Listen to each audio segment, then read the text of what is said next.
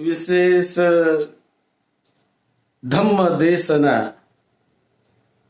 भिक्षु संघ के वर्षावास के मंगल अवसर पर ये विशेष धम्म देशना हम पिछले 6 महीनों से दे रहे हैं। आज दिनांक 9 अक्टूबर 2020 ये धम्म देशना मूल पाली त्रिपिटक के आधार पर है।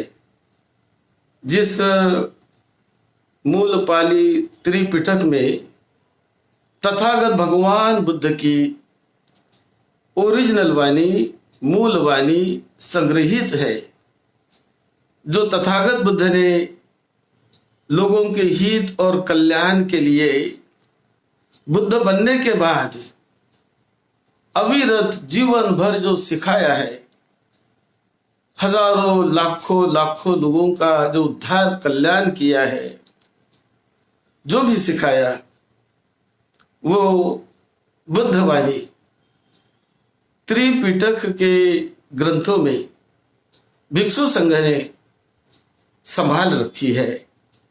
आज भी वो विद्यमान है।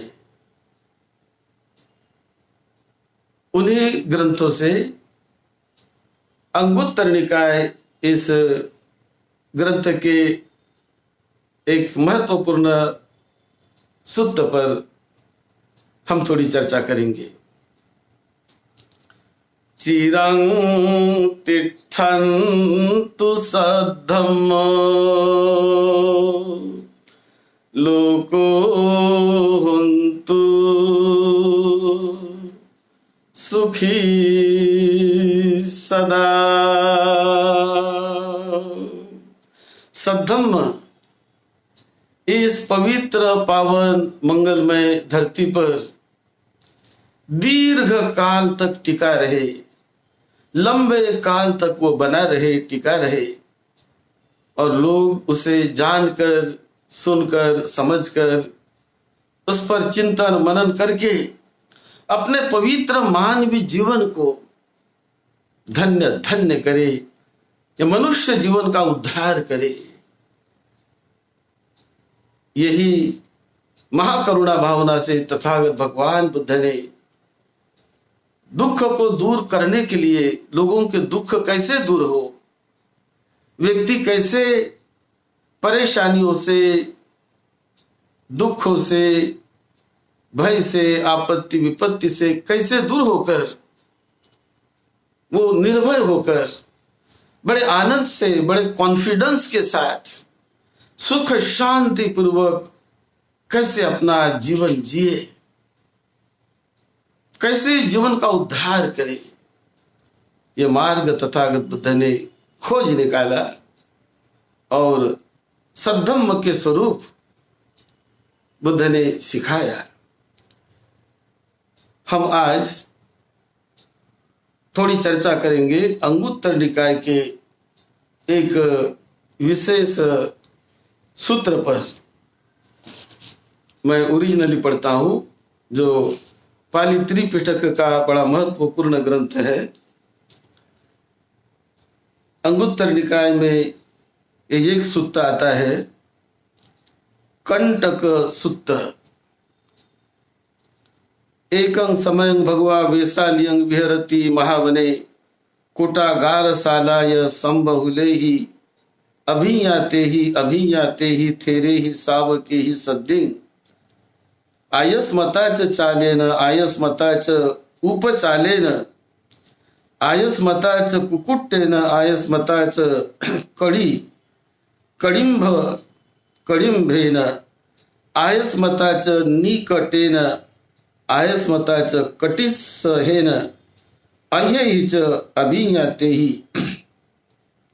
अभियाते ही थेरे ही सावके ही सद्दिं। एक समय तथागत भगवान बुद्ध वैशाली के महावन में जो कुटागार शाला नाम से एक महावन में विहार बनवाया गया था, कुटिया बनवाई गई, कमरे बनवाए गए, वहां पर तथागत भगवान बुद्ध विहार करते थे। तो उन्हें मिलने के लिए वो विहार करते थे। बहुत सारे भिक्षु उनके साथ थे, जिनके नाम यहाँ पर जो हमने बताए। तो एक बार तेन खोपन समय न संबहुला अभियाता लिच्छवि भद्रे ही याने ही परपुराय उच्चा सद्दा महावनं अजो गाहंती भगवंतं दर्शनाय अतको ते आयस्मंतं एतदहोसी इमे को संबहुला अभियाता लिच्छवि भद्रे ही याने ही परपुराय उच्चा सद्दा महावनं अजो गाहती भगवंतं दर्शनाय सद्द कंटका खोपन झाना उत्ता भगवता येनु नाहं मयं एन गोसिंग साल वनदायो तेनुप संकयामा। तो एक बार जब वो कुटागार शाला में वैशाली के रहते थे, तब वैशाली के लिच्छवी लोग, बहुत सारे लोग इकट्ठे आकर वो तथागत बुद्ध के दर्शन के लिए कुटागार महाशाला में जाने के लिए निकले। जहां तक उनके यान जाते थे, रथ आदि, वहां तक वो तो यान से गए और उसके बाद उतरकर वो पैदल चल के जहां कुटागार शाला थी, विहार था, तो वहां वो चलने लगे। लेकिन चलते चलते बड़े जोर जोर से ये बातें कर रहे थे। आपस में जोर जोर से बातें करते करते, चर्चा करते करते ये महासद्दा उच्चा सद्दा जोर जोर से शब्द का उच्चार करते हुए ये जा रहे थे। लेकिन किसी ने कहा कि देखो, भगवान तो ये ऐसे शब्द को वो कंटक मानते हैं, कांटे मानते हैं। जब भगवान से मिलने जाना है तो निशब्द होकर जाना है, हमें शांत होकर जाना है, कोई बातचीत नहीं करनी है, मौन होकर शांत होकर बुद्ध के दर्शन के लिए जाना है, क्योंकि शांति बुद्ध को बहुत प्रिय है। और ये उच्च शब्द महाशब्द जोर जोर से जो हम बोल रहे, ये भगवान को कतई प्रिय नहीं। तो ऐसा किसी एक ने कह दिया और ऐसा कहने के बाद वो धीरे धीरे धीरे धीरे अभी शांत होकर चले गए। चले जाकर तथागत बुद्ध को उन्होंने प्रणाम किया और प्रणाम कर कर एक और बैठ गए। उस समय तथागत बुद्ध ने एक देशना की, ये कंटक सुत्त की। कंटक यानी कांटा। तो ये जो कांटा होता है, यदि हमारे पैर में कांटा चुभा हुआ हो तो पैर बहुत दर्द करेगा, बहुत दुख होगा, परेशानी होगी, क्योंकि वो कांटा टसटसाता है, दुख देता है, बड़ी कटु वेदना निर्माण करता है, कटु संवेदना निर्माण करता है। और जिसके पैर में कांटा रुता हुआ हो, कांटा चुभा हुआ हो, तो उसका सारा चित्त, सारा मन उस कांटे की तरफ जाता है। और जब तक वो कांटा नहीं निकलता उस पैर से, तब तो वो अशांत है, बेचैन है, दुखी है। और जब कांटा निकलेगा तब उसे शांति महसूस होने लगती है, तब उसे रिलीफ महसूस होने लगता है कि अरे, कांटे से मैं मुक्त हो गया। इसी प्रकार ये कांटों की उपमा देकर तथागत बुद्ध ने भिक्षुओं को समझाया, ये सभी लोग जो आए थे उनको समझाया कि दसई में भिक्षवे कंटका कतमे 10 प्रकार के कांटे होते हैं। तो कौन से 10 प्रकार के कांटे? तो ये सूत्र बड़ा लंबा है, शॉर्ट में भी है, फिर लंबा भी है, तो मैं संक्षेप में बताने का प्रयास करूंगा। तो दसई में भिक्षवे कंटका, 10 प्रकार के कांटे होते हैं। कौन से 10 कांटे? नाम गिनाया यहाँ पर। बुद्ध कहते हैं कतमे 10, कौन से 10?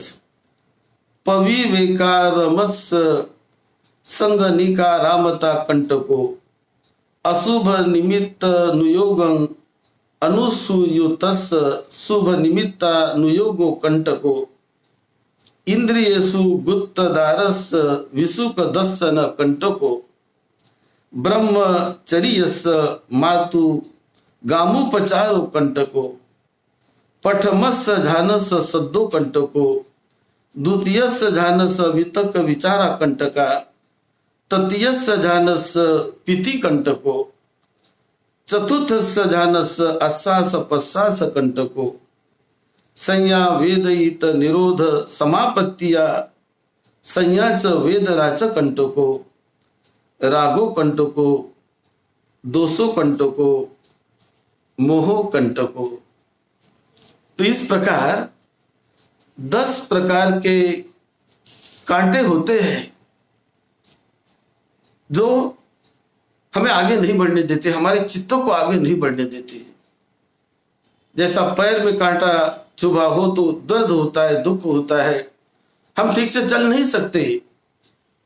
उसी प्रकार ये 10 प्रकार के कांटे तथागत बुद्ध ने बताए कि यदि हमें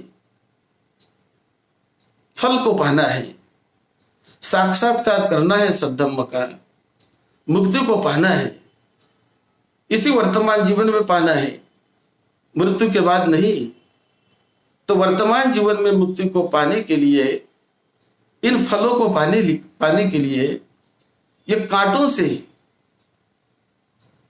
हमें दूर रहना है, या कांटों को हमें बाहर करना है, निकाल कर बाहर फेंकना है। तो कौन से कांटे हैं तथागत बुद्ध जो बताते हैं? पहला जो कांटा है, एकांत प्रेमी के लिए मंडल में रहना कांटा है। जो व्यक्ति एकांत प्रिय है, जिन्हें अकेला रहना अच्छा लगता है, ध्यान अकेले में ही होता है, तो अकेला रहने वाला व्यक्ति यदि बहुत मंडली में, बड़े समुदाय में रहने लगे तो वो उनके लिए कांटे जैसा होता है। वो उनको बहुत तरह परेशान करने वाला होता है, त्रसदी होता है।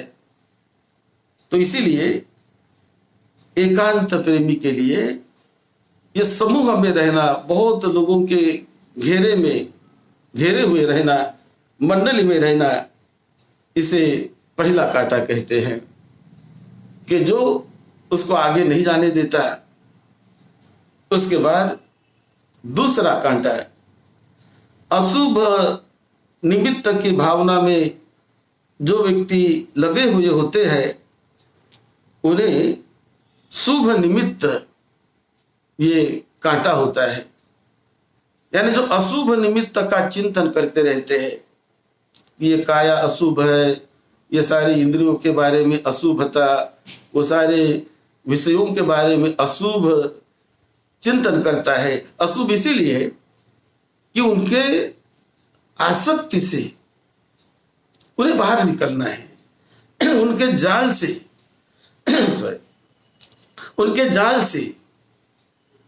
उनके आसक्ति से उन्हें बाहर निकलना है।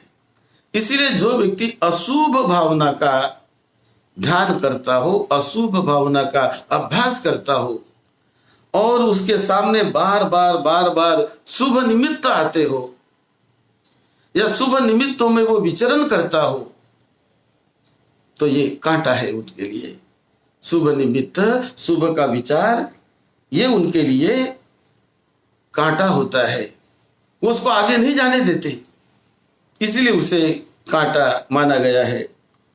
उसी प्रकार नंबर 3, इंद्रिय निग्रह करने वालों के लिए खेल तमाशे देखना वो कांटा माना जाता है।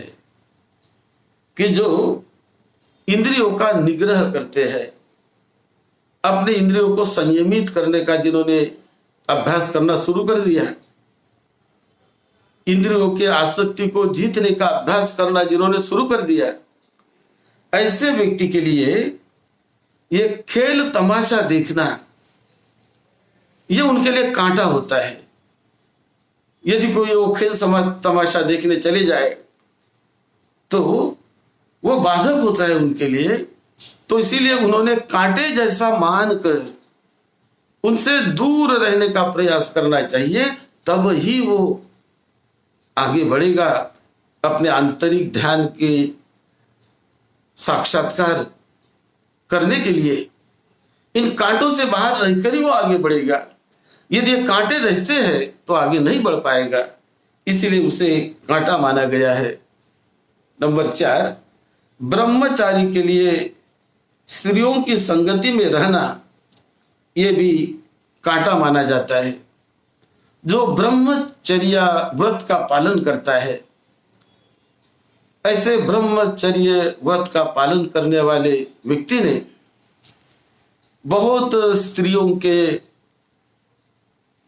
संगति में, उनके संपर्क में नहीं आना चाहिए, उनसे दूर रहने का प्रयास करना चाहिए, क्योंकि वो उनके लिए बाधा बन सकता है।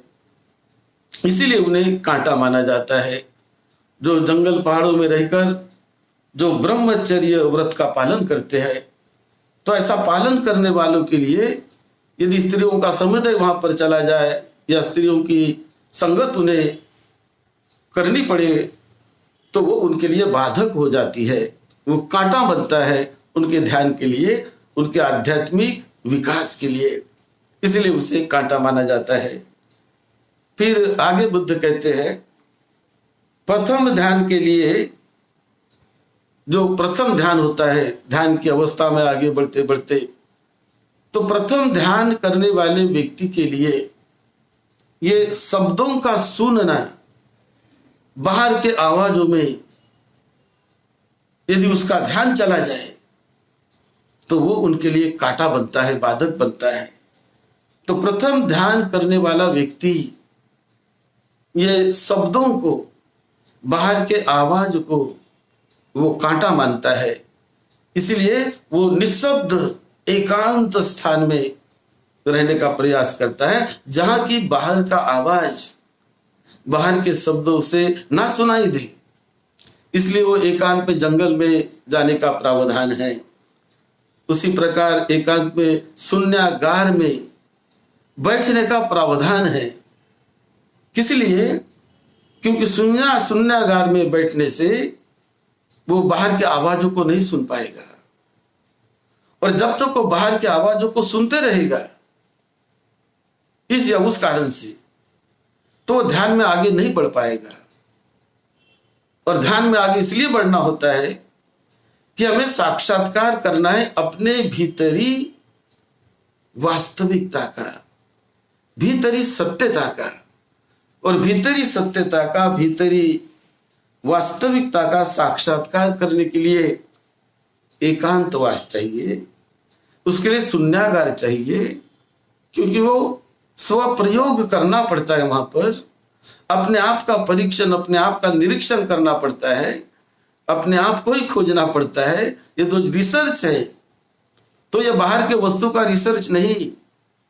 कोई लेबोरेटरी में जाकर जिस प्रकार से वैज्ञानिक किसी पदार्थों का रिसर्च करते हैं, किसी वस्तुओं का रिसर्च करते हैं, किसी केमिकल द्रव्य का रिसर्च करते हैं, उसकी सच्चाई जानना चाहते हैं, वो उपकरणों के द्वारा, तो वो तो उनका रिसर्च है बाह्य वस्तुओं पर, बाह्य पदार्थों पर, बाह्य मैटर पर। लेकिन ध्यान की अवस्था में जो रिसर्च होता है उसे लेबोरेटरी की जरूरत नहीं, उसे बाह्य वस्तु की जरूरत नहीं, उसे बाह्य आलंबनों की जरूरत नहीं।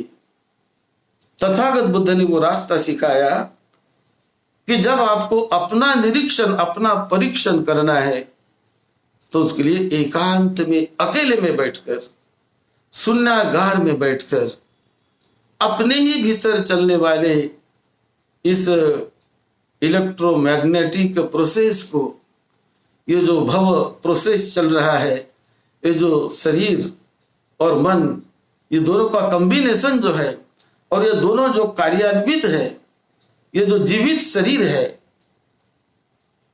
तो इसका जब परीक्षण हमें करना है तो शरीर ही उसका आधार बनता है।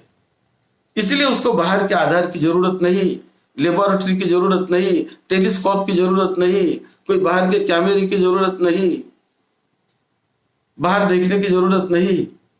वो तो शून्यागार में बैठकर, एकांत में बैठकर, जंगल में बैठकर, पेड़ के नीचे बैठकर, कुटी में बैठकर वो अपने ही भीतर अपने सच्चाई को साक्षीकृत करना चाहता है, जानना चाहता है कि जिस बॉडी के साथ मैं रहता हूं, जिस चित्त के साथ मैं रहता हूं, क्या उसकी सच्चाई है, क्या उसकी वास्तविकता है। तो इसीलिए वो एकांत में रहकर अपने शरीर को ही अपने संशोधन का आधार बनाकर, सांस के आधार से, आनापानसति का आधार, यानी जो सांस आती है जाती है, तो इस सांस के लिए बाहर जाने की जरूरत नहीं। सांस तो हमारे साथ है, पल पल हमारे साथ सांस है। हम सोते हैं तब भी सांस कभी सोती नहीं। हम कितने भी गहरे नींद में सो जाए, सांस कभी सोती नहीं। सांस तो अपना काम गहरी नींद में भी कर ही रही है। चलते समय भी सांस आती है जाती है, बैठते समय आती है, बोलते समय आती जाती है, भोजन करते समय आती जाती है, हर समय वो अपने साथ है। इसीलिए तथागत बुद्ध ने ऐसा ऑब्जेक्ट दिया,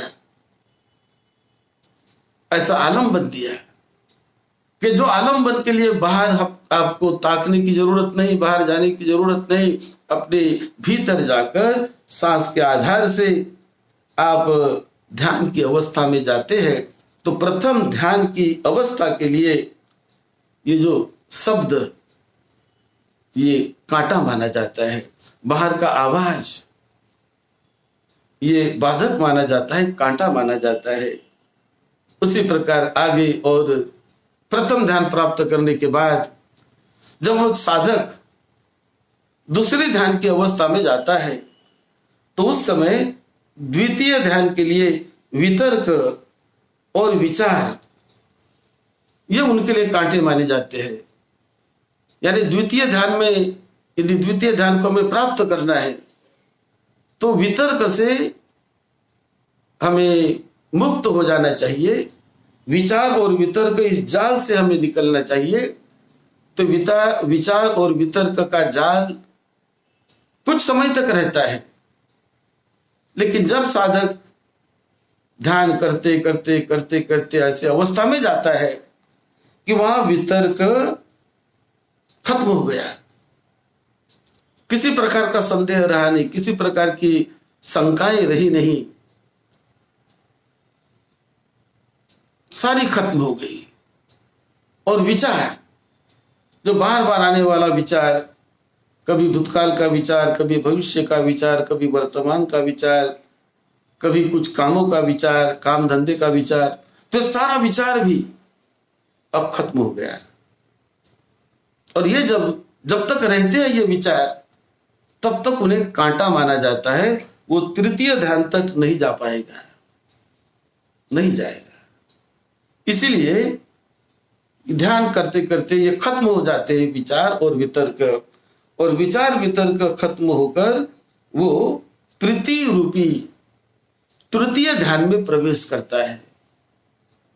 तो वहां केवल विचार नहीं, वितर्क नहीं, कोई शब्द नहीं, केवल प्रीति, केवल प्रीति, आनंद ही आनंद, सुख ही सुख, शांति ही शांति, अप्रतिम शांति। उस शांति की तुलना हम इंद्रिय भोगों के शांति से नहीं कर सकते हैं, क्योंकि यह तो बड़ी दीर्घ काल बनी रहने वाली शांति होती है। तो इसीलिए ये तृतीय ध्यान की अवस्था में प्रीति बनी रहती है। और फिर आगे चलते चलते ये प्रीति भी चौथे ध्यान के लिए यह भी कांटा बन जाता है। उन्हें भी फिर बुद्ध ने कांटा कहा कि तृतीय ध्यान के लिए प्रीति कांटा है, और जब चतुर्थ ध्यान के लिए ये आश्वास प्रश्वास ये भी कांटा बन जाता है। तो आश्वास प्रश्वास यानी जो सांस का आना जाना, ये आना जाना भी बाधक बन जाता है, कांटा बन जाता है। तो एक ध्यान की अवस्था ऐसी होती है, चतुर्थ ध्यान की अवस्था, कि वहां सांस का आना जाना बंद हो गया, उसका निरोध हो गया, रुक गया। स्वयं शरीर अपने आप जी रहा है, शरीर मृत्यु नहीं हुआ, लेकिन सांस का निरोध हो गया। चित्त अपने अपने गति में आ गया और बॉडी अपने जगह पर अपनी गति में रह गई। तो ये तो बड़ी ऊंची अवस्था है।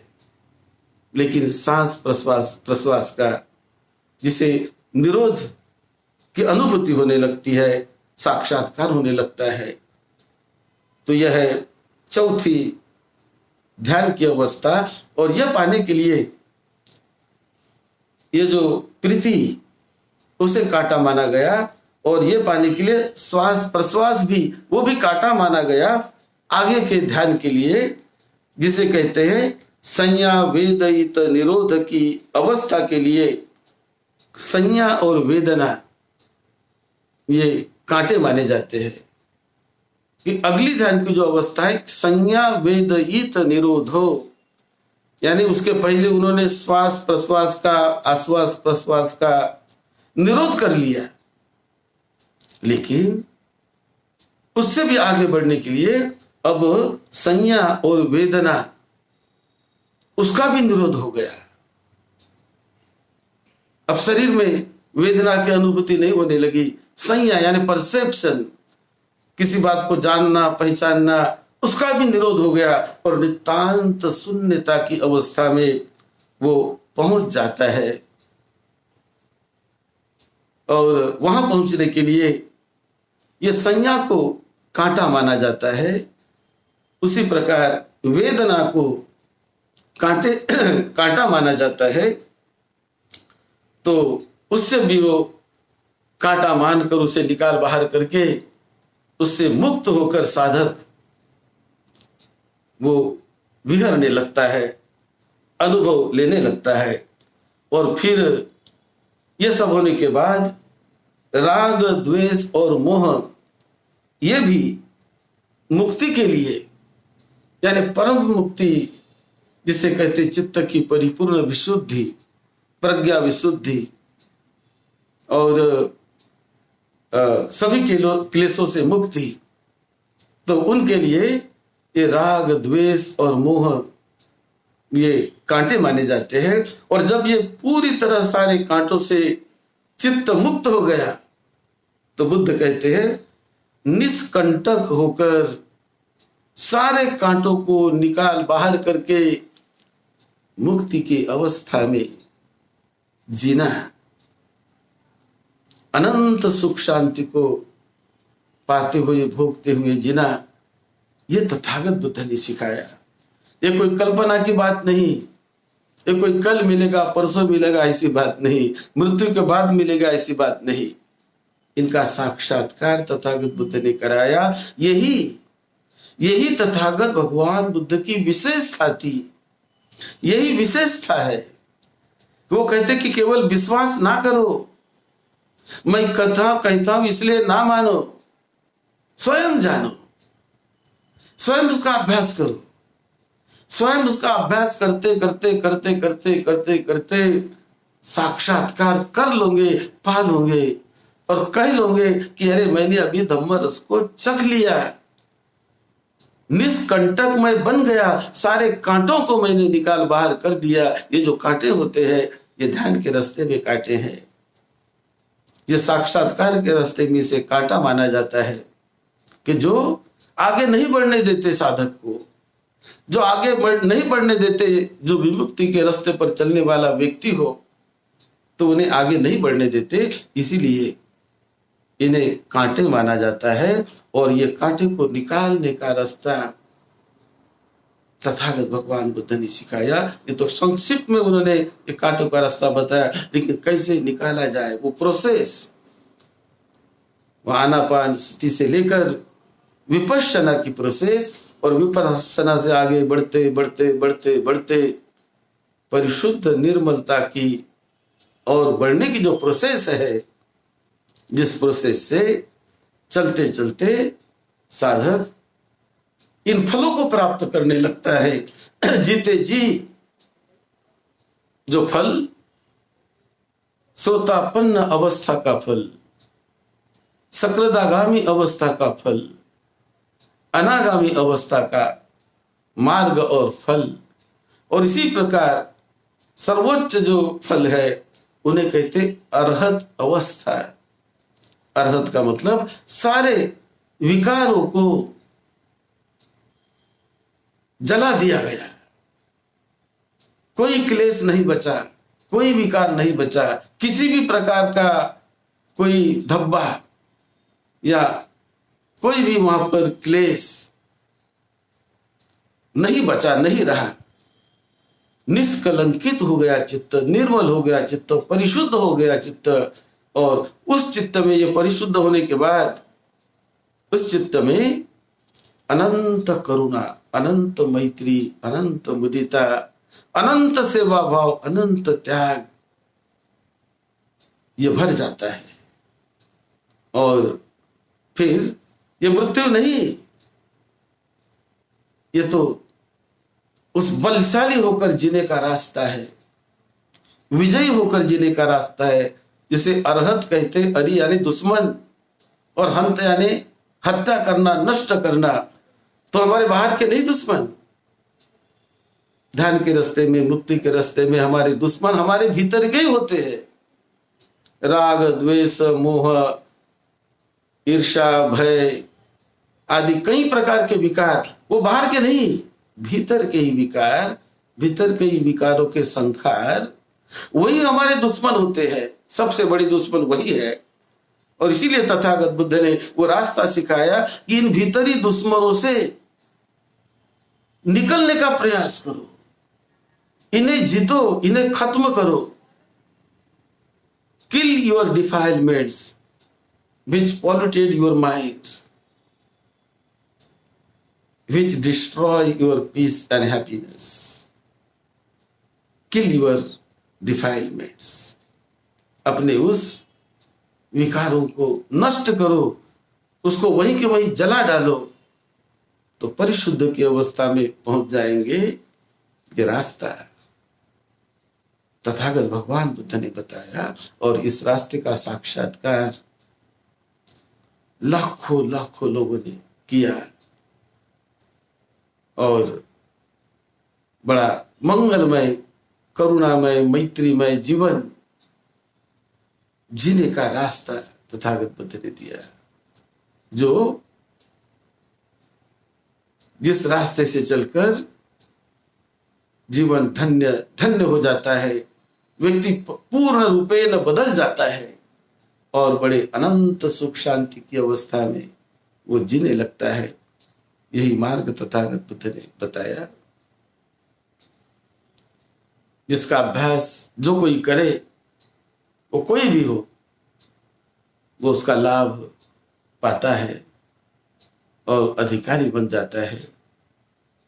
यही इस सूत्र में तथागत बुद्ध ने अंगुत्तर निकाय की सूत्र में ये बात बताई है। आप सबको निरोगत्व मिले, लंबी उम्र मिले, सुख शांति मिले, आपके परिवार के छोटे बड़े सभी को सुख शांति मिले। यही मंगल मैत्री के साथ सद्धम्म की सेवा में, आपकी सेवा में डॉक्टर भदंत राहुल बोधि महाथेरो। आप सबका मंगल हो, सबका मंगल हो।